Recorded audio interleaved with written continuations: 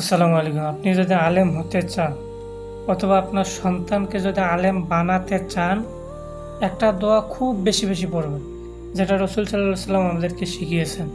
দোয়াটি হলো আল্লাহুম্মা ফাক্কিহু ফিদ্দিন ওয়া আল্লিমুত তাবিল। এই যে দোয়াটা, আল্লাহুম্মা ফাক্কিহু ফিদ্দিন ওয়া আল্লিমুত তাবিল, এই দোয়াটা ছোট্ট একটা দোয়া।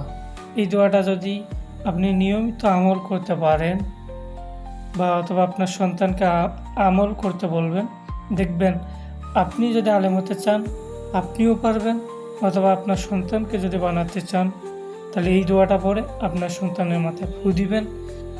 ইনশাআল্লাহ আশা করা যায়, আল্লাহ রসুল সাল্লাল্লাহু আলাইহি সাল্লাম যেহেতু শিখিয়েছেন, আশা করা যায় 100% আপনার সন্তান আলেম হবে, একজন দেশপ্রেমিক এবং ইসলামিক স্কলার হবে এবং আপনার একজন সুসন্তানে পরিণত হবে।